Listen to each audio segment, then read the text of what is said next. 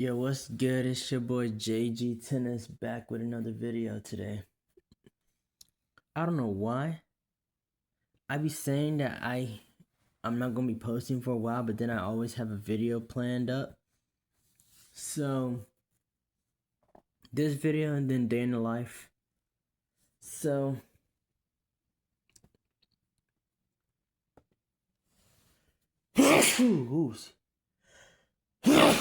oh man, sorry guys.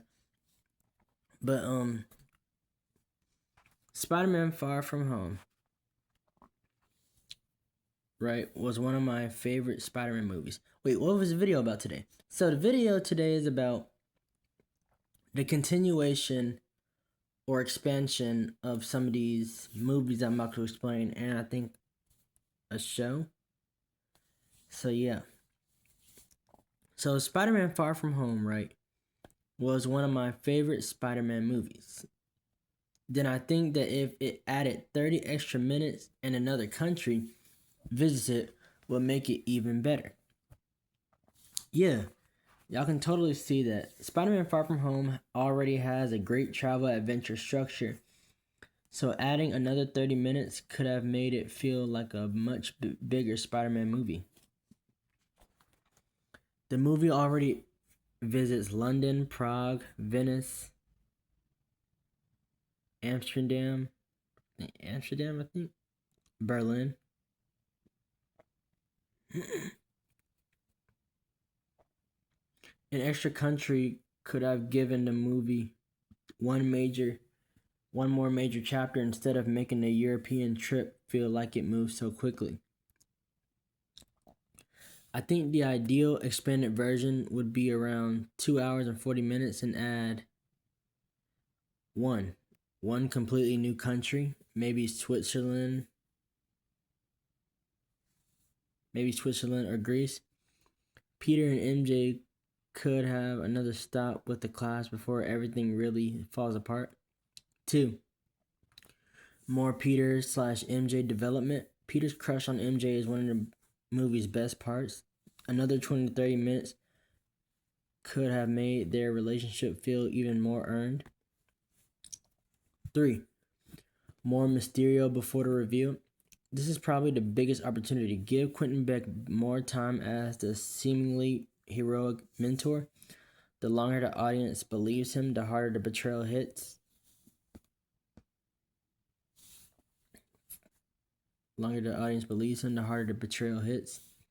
4.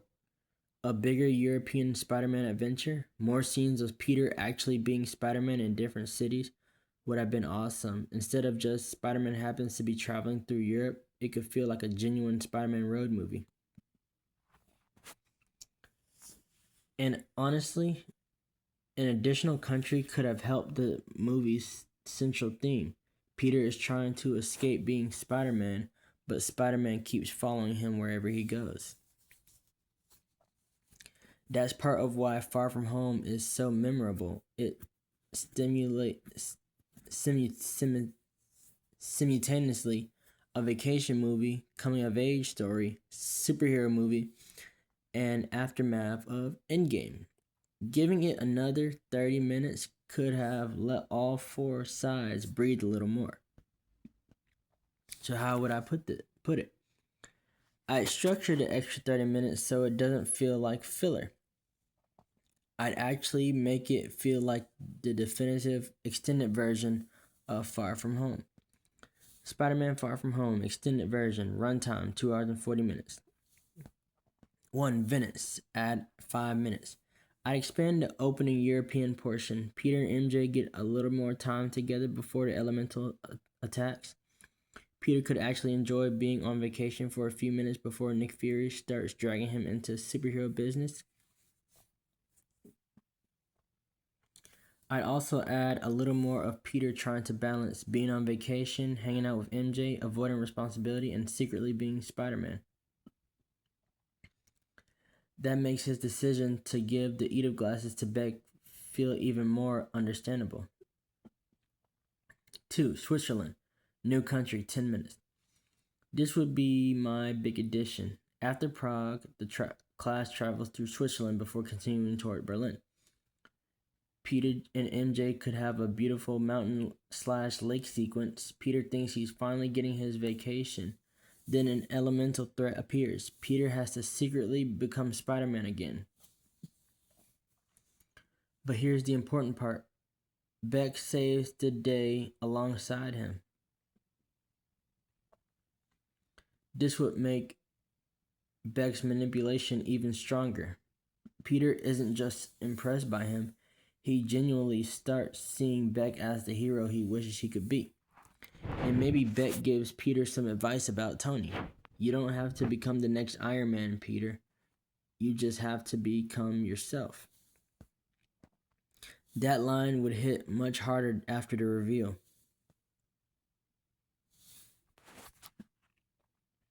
3. More Peter and MJ, 5 minutes. I'd add another quiet scene between them. Peter is trying to tell MJ how he feels, but keeps getting interrupted by superhero responsibilities. MJ starts realizing there's something Peter isn't telling her.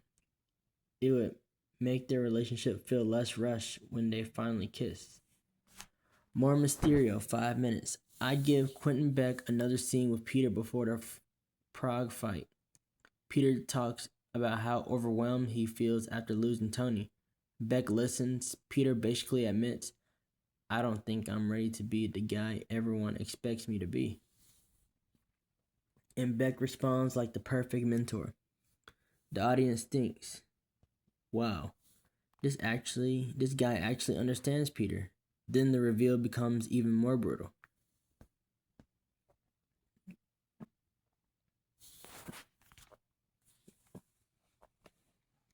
Five. Expanded London finale, 5 minutes. I'd make the London battle slightly longer and more chaotic. More drones, more illusion sequences, more Peter figuring out how Mysterio's technology works, and I give Peter one additional moment where he realizes Tony didn't choose him because he was perfect. He chose him because he believed Peter could figure things out. That's what allows Peter to finally overcome Beck.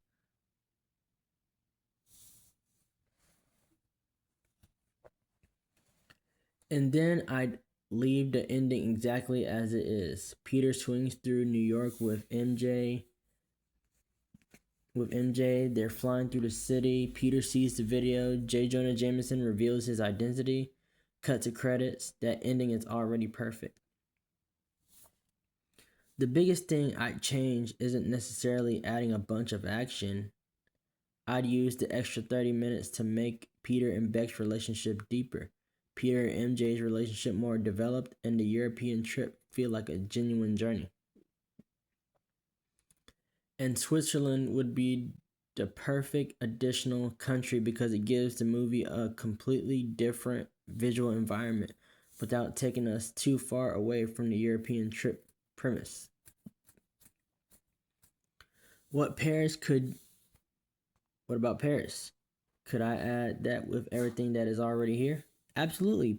Paris would actually be an even better addition than Switzerland because Far From Home already has that European travel feeling, and Paris would give you an enormous cinematic setting for another major Spider-Man sequence. You know what's so funny? Spider-Man already been Far From Home because he went to Berlin to face Team Cap.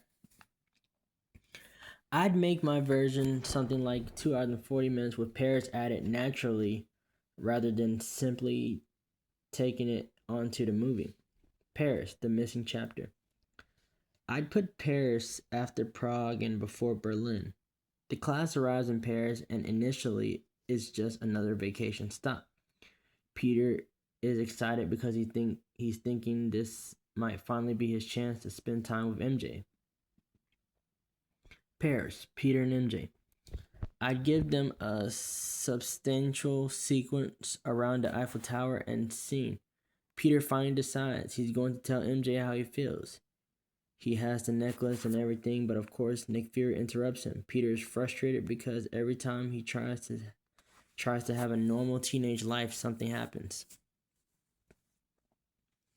This could give us more of that central conflict.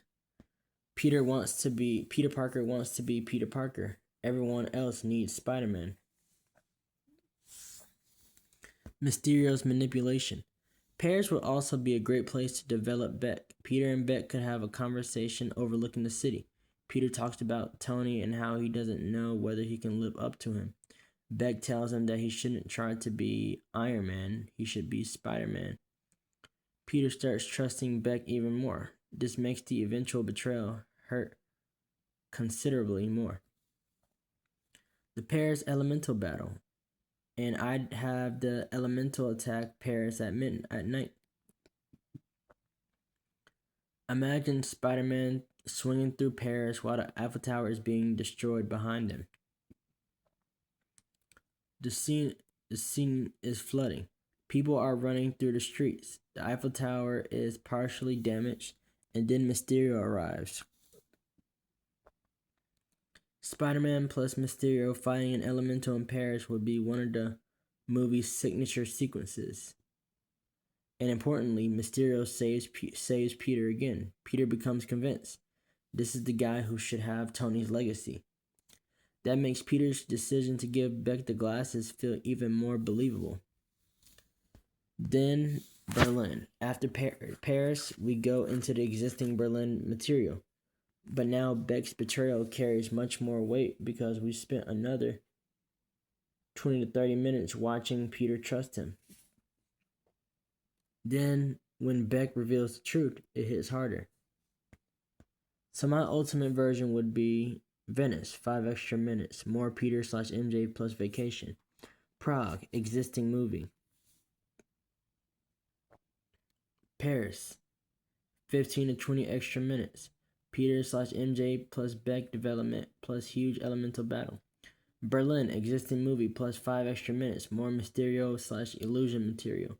London, existing finale plus 5 extra minutes, bigger final battle plus Peter's realization about Tony. That gets you roughly 30 additional minutes without changing the fundamental story. And honestly, the Paris battle would probably become the movie's defining action sequence.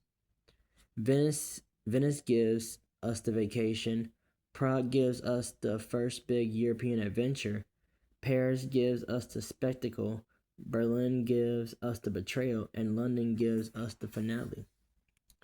It would make Far From Home feel less like a 2-hour superhero movie that happens to take place in Europe and more like a full European Spider-Man adventure.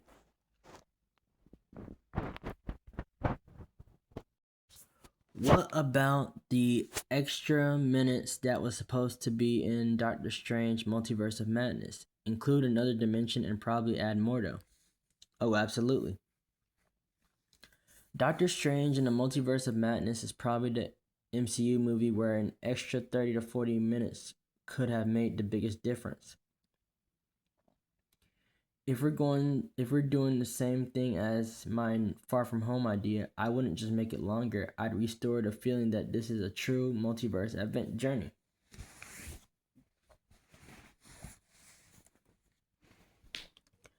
Doctor Strange in the Multiverse of Madness expanded cut.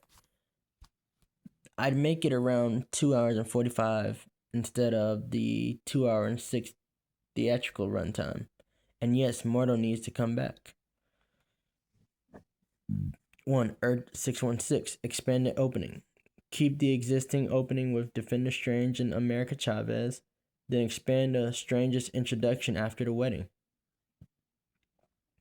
Give us more of Strange dealing with Christine's marriage, his regrets, his relationship with Wong, the consequences of No Way Home, and the fact that he keeps trying to control everything. This makes his eventual lesson about letting go much stronger. 2. Mordo returns. 10 minutes. This is the biggest thing I'd add. After Strange meets America, Mordo tracks them down. But here's the twist. He's not immediately the main villain. He's still hunting sorcerers because of what happened in the first Doctor Strange. But he's become much more extreme. He believes The multiverse itself is proof that sorcerers have gone too far. He blames Strange for destabilizing reality, so Mordo becomes a temporary antagonist. Strange and Mordo fight. Mordo almost defeats him, then Wanda arrives, and Mordo realizes Strange isn't the biggest threat anymore. That creates a really interesting three-way conflict. Or maybe like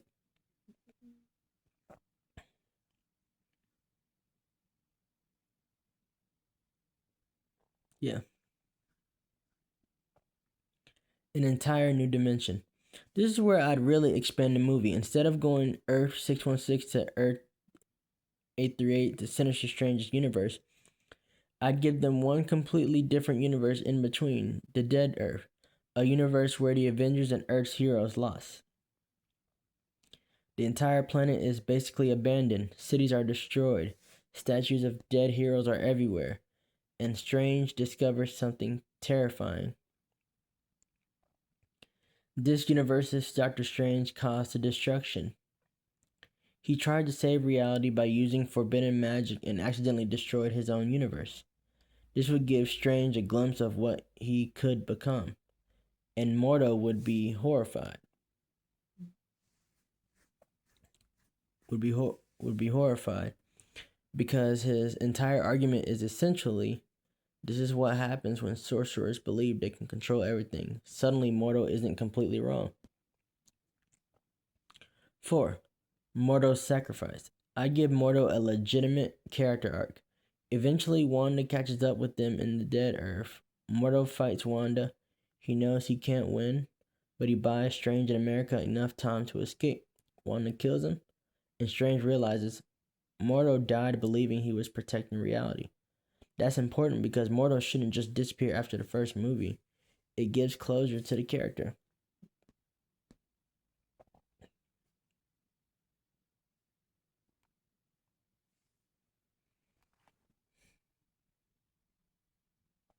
Five, Earth 838 expanded. Then we reach the Illuminati universe, and this part gets another 10 minutes. Instead of immediately introducing everyone, we get to see what makes Earth 838 different.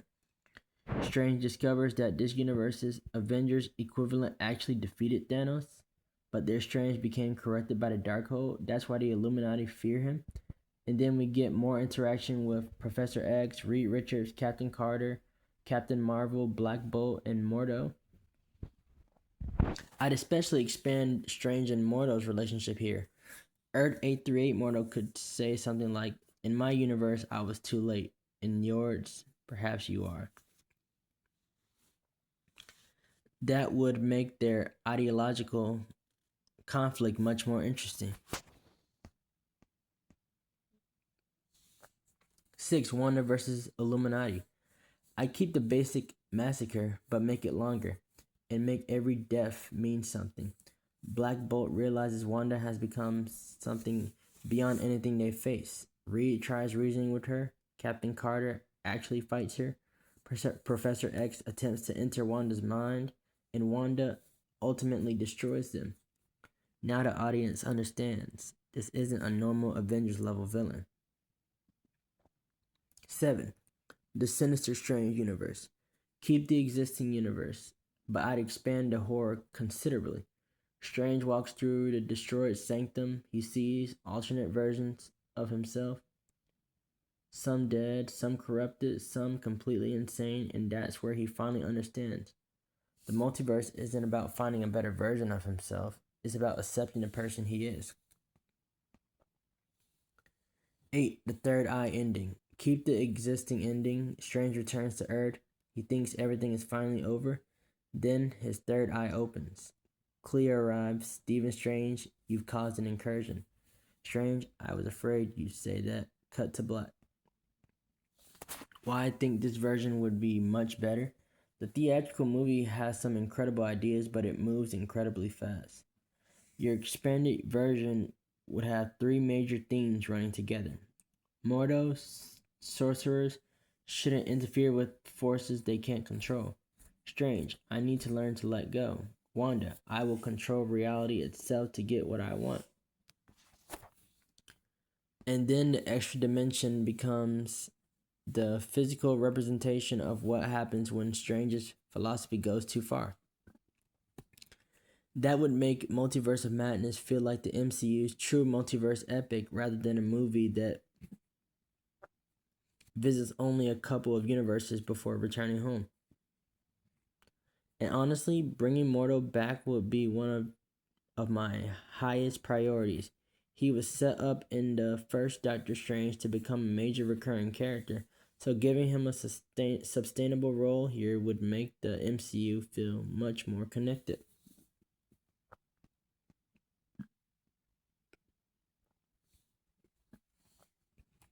How many seasons was. Oh, wait. Yeah. How many seasons was Spider Man Unlimited was supposed to have? What were they supposed to be about? Yes, and this is one of those cases where Spider-Man Unlimited actually had a lot more planned than the 13 episodes we got. The important distinction is that there is solid evidence for a planned season 2, but I wouldn't say there were officially locked plans for 3, 4, and 5, etc. The series was canceled after its first season, while a 13 episode season 2 outline existed and six scripts had reportedly been written. What Spider-Man Unlimited was supposed to become. The actual show was essentially the beginning of a much larger Counter-Earth saga.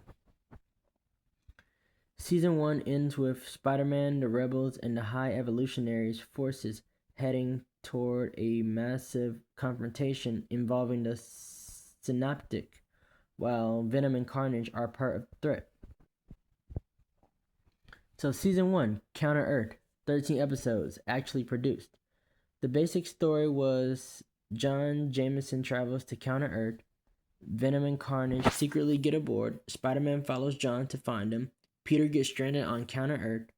He discovers the High Evolutionary Society of Humans and Bestials. John has joined the rebellion. Spider-Man joins the rebels. Peter encounters alternate versions of familiar characters.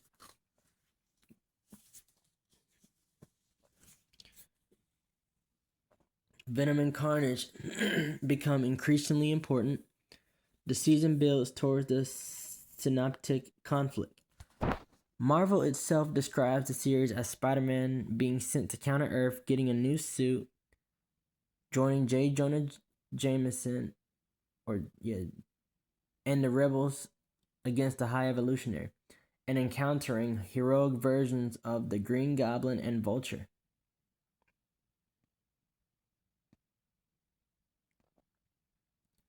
Season 2, The War for Counter-Earth. This is where things get really interesting. The surviving plans weren't just more random adventures. The first part would have resolved the Season 1 cliffhanger. Spider-Man and the Rebels would fight to stop the Synaptic, while the High Evolutionary and the Knights of Wundagore would finally be defeated. The plans included Green Goblin and Vulture helping Spider-Man and the Rebels. And there's a particularly crazy development. Venom plus Carnage equals Carnage or King Carnage. According to the surviving Season 2 material, Venom and Carnage would ultimately merge into a new villain called King Carnage.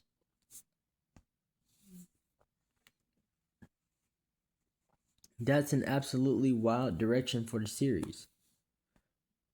Then Season 2 would change completely. After the major war, Counter-Earth would have to rebuild. John Jameson and the rebels would work with Lord Tiger to establish a new government for humans and bestials. Peter, meanwhile, would actually have a period where he is basically, okay, what am I doing here now? He saved Counter-Earth, but he's still stranded there. And instead of every episode being a giant war, the planned stories would have shifted towards Spider-Man having individual adventures on Counter-Earth. One of those stories involved 3 bestial Simus cat sisters committing robberies while Spider-Man investigated them. So Season 2 would have transitioned from Spider-Man must save Counter-Earth to Spider-Man has basically become a superhero on Counter Earth. That's actually a really cool evolution.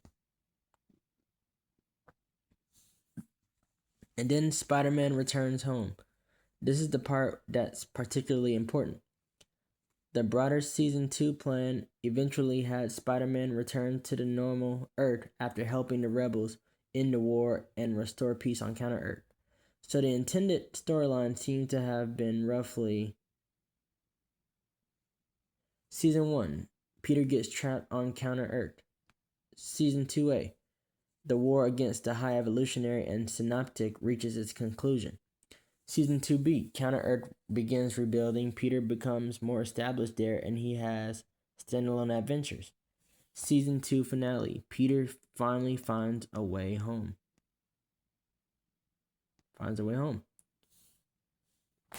And there was actually an alternate idea before Unlimited. This was one of the coolest pieces of Spider-Man Unlimited history. Before settling on the Counter Earth concept, the creators briefly considered doing Spider-Man 2099 with Miguel O'Hara. They abandoned that idea partly because they felt Batman Beyond was already occupying similar futuristic territory. There was also an early Counter Earth pitch that was completely insane. Peter would arrive on Counter Earth and discover that Uncle Ben was still alive, while that world's Peter Parker had become evil after discovering the alien symbiote. That concept was eventually abandoned. So how many seasons? I'd characterize it like this. Season status, intended story. Season 1, produced. Spider-Man stranded on Counter Earth, High Evolutionary, Rebels, Venom / Carnage. Season 2, plan. Finish the Counter Earth war. King Carnage, rebuild Counter Earth, Peter solo adventures, eventual return home. Season 3 plus. No solid documented plan. Not enough reliable evidence to say what they would have been. So 2 seasons is the most concrete answer. And honestly, I think Spider-Man Unlimited could have been way ahead of its time if it had gotten that second season. The idea of Spider-Man being permanently stranded on an alternate Earth and essentially becoming that world's Spider-Man is a fantastic premise. It also would have been really cool to see Season 2 end with Peter finally returning to his original universe, giving the whole Counter Earth saga an actual beginning, middle, and ending instead of the brutal cliffhanger we get. And that's the thing about some of these movies and shows. Some of these movies could be a lot longer, and some of these shows I wish could have continued. Like Marvel.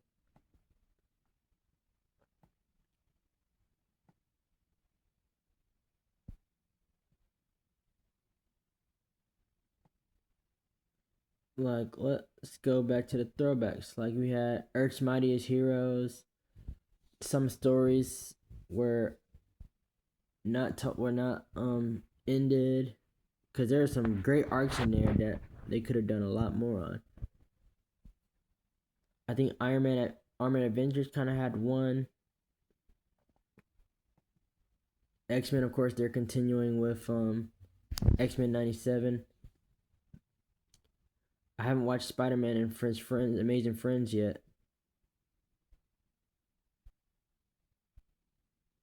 So I'm gonna watch that. I'm gonna watch that soon. Of course, Unlimited. The Avengers United They Stand. Man, they could have done something with that. Spider-Woman, I watched those 16 episodes. They were pretty decent, but then they didn't continue. I mean, really? Fantastic Four had some pretty good arcs. The Silver Surfer, bro, they ended with Thanos winning. Like, they could have done even more. Like, this is what I don't understand about some of these movies. Like, they could do a lot more with these shows. And they're enjoyable shows, by the way, but then they just, like, they just don't continue them. And it's like, why? These are some amazing shows. You're not going to continue them?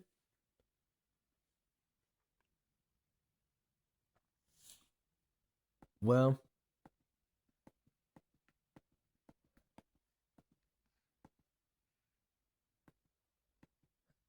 that's really all for real. I may do some, probably not, but this is my video for today. I enjoyed it. Can't wait to go to the next video. And it's been your boy JG Tennis, and peace out.